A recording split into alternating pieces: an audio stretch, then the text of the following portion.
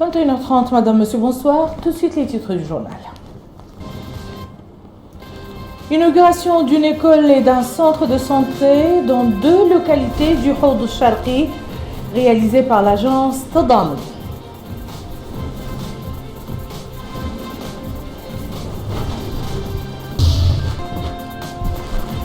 Magistrats et greffiers recommandent à l'issue de l'atelier sur la traite des personnes le renforcement des mécanismes de lutte contre ce phénomène. L'Irak relance l'offensive sur l'État islamique retranché dans leur bastion à l'est de Mossoul.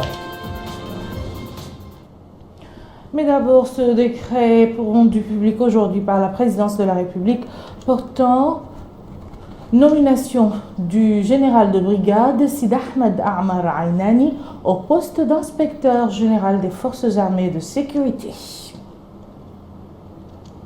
Je vous le disais dans les titres, 2 villages du Houd al-Sharqi viennent d'être dotés d'une école et d'un centre de santé, inaugurés tous les 2 par le directeur général de l'agence Tadamun. L'édifice sanitaire profite aux populations du village Ras el-Vil, tandis que l'école bénéficie aux habitants Jran. Mohamed Lamine Bakar nous en dit plus.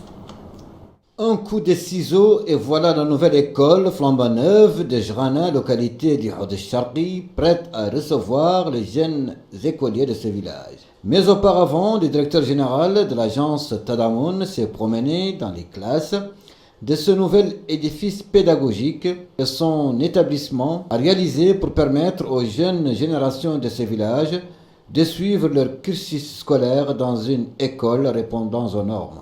Ce n'est pas tout. Le village a été par ailleurs doté d'une mosquée. 2 réalisations appréciées à leur juste valeur par les bénéficiaires qui ont tenu à témoigner leur reconnaissance à l'État et particulièrement au président de la République, soucieux, ont-ils dit, de combattre la marginalisation, le sous-développement et l'ignorance. Ras el-Vil, un autre village du Houd al-Sharqi, était lui aussi sur la liste des bénéficiaires des réalisations de l'agence Tadamun. Un centre de santé y a été inauguré par le directeur général de l'agence, conformément aux vœux des populations.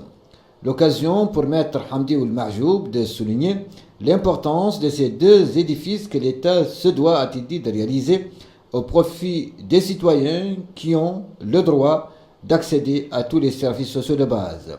Et d'ajouter que depuis son accession au pouvoir, le président de la République, Mohamed Ould Abdelaziz, ne cesse d'instruire le gouvernement et tous les responsables d'œuvrer à la réalisation de tous les services au profit des citoyens.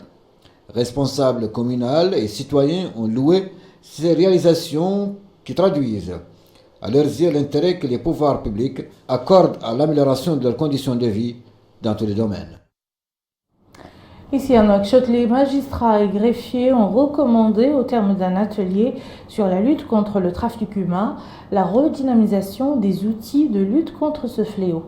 L'atelier organisé par le ministère de la Justice en collaboration avec l'Organisation internationale de la migration était destiné à renforcer la capacité des magistrats et des greffiers en matière de lutte contre le trafic des personnes. Melika Narli. À l'issue de cet atelier de 4 jours de renforcement des capacités des magistrats et greffiers dans le domaine de la lutte contre le trafic humain, qui porte sur la prévention, l'identification et la poursuite de la traite des personnes, un ensemble de recommandations a été émis visant à redynamiser les outils de lutte contre ce phénomène. Ces recommandations insistent sur l'importance de la coopération judiciaire et l'échange des expériences entre les différents États, ainsi que la révision de la loi 25/2003. Le secrétaire général du ministère de la Justice, M. Mohamed Lamine Ould Sidi Baba, a mis en exergue les efforts déployés par le département pour généraliser la formation à tous les domaines. La formation bénéficie, dit-il, à tous les magistrats et greffiers, rappelant l'attention accordée par le président de la République, M. Mohamed Ould Abdelaziz, au développement humain à travers l'intensification des formations à tous les niveaux. Cet atelier de renforcement des compétences est également le lieu d'échange d'expériences.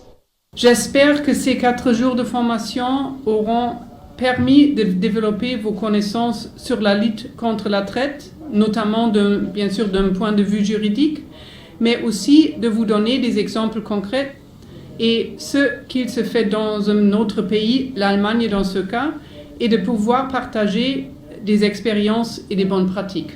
Cet atelier de renforcement des capacités aura des retombées positives sur la prévention, la lutte contre la traite des êtres humains et la protection efficace des victimes. L'atelier s'est clôturé sur la remise d'attestations aux participants.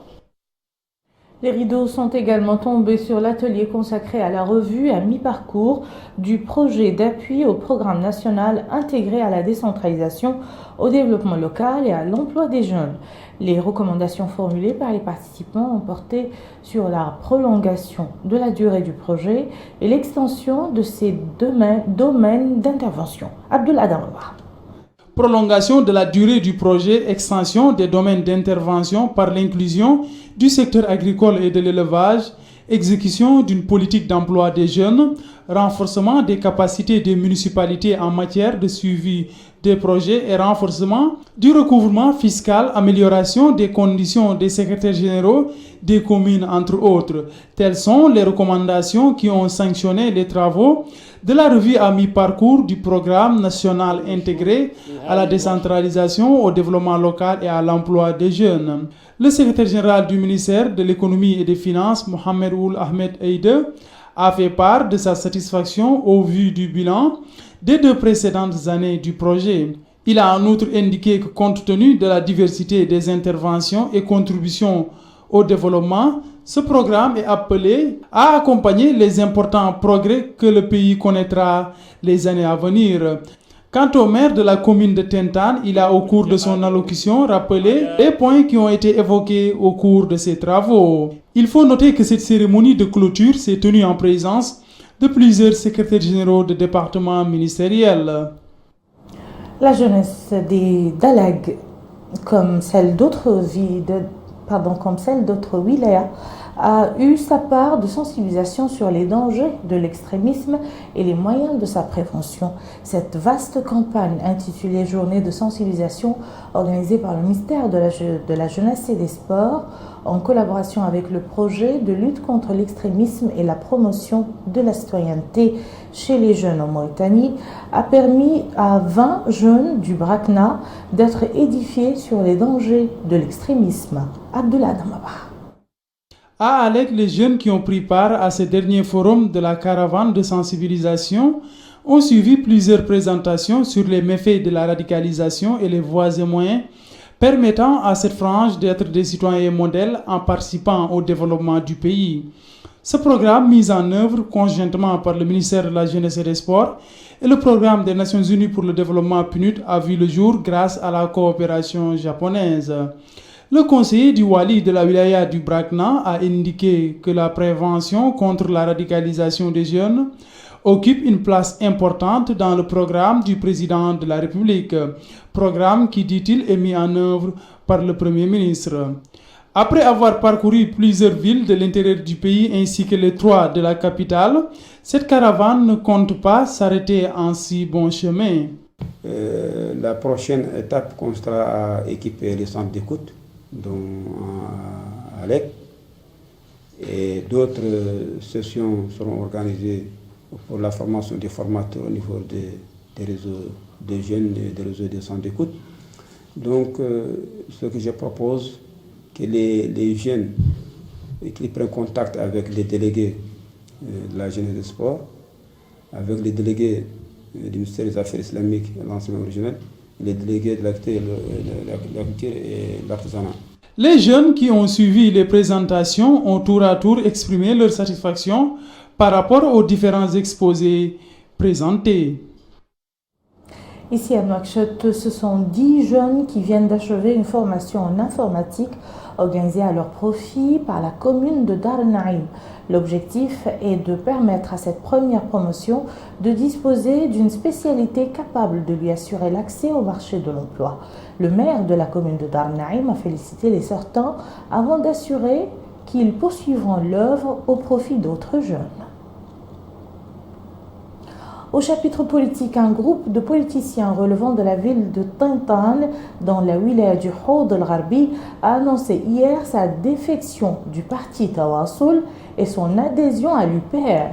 L'annonce a été faite lors d'un rassemblement à Nouakchott, au cours duquel ce groupe a fait remarquer que le pays a connu ces derniers temps un certain nombre de réalisations concrètes dans les domaines des routes, de l'eau, de la santé, de l'enseignement et d'autres services liés à la vie du citoyen, ce qui l'a encouragé à prendre cette décision. Le porte-parole de ce groupe a expliqué les raisons qui les ont amenés à quitter Tawassul et à rejoindre l'UPR, ajoutant que l'appel du président de la République au dialogue devait recevoir un accueil favorable de la part de tous les partis d'opposition.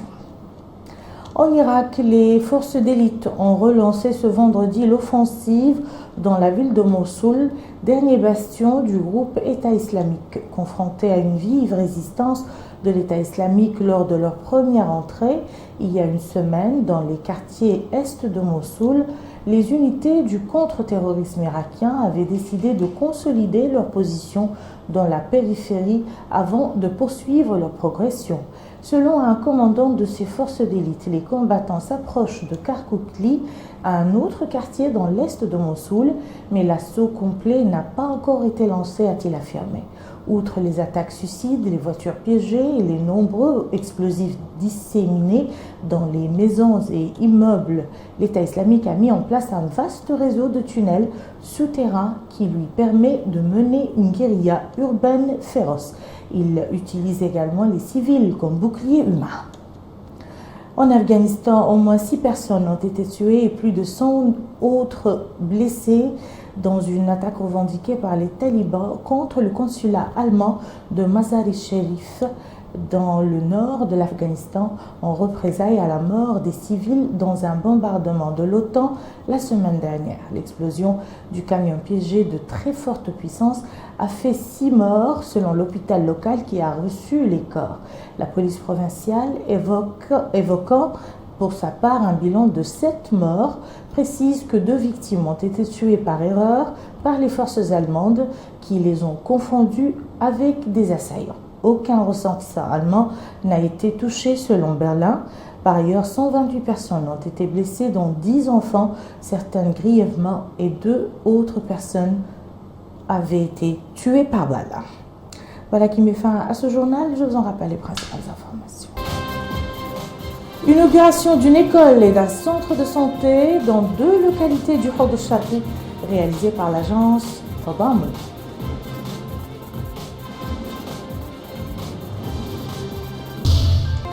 Magistrats et greffiers recommandent à l'issue de l'atelier sur la traite des personnes le renforcement des mécanismes de lutte contre ce phénomène.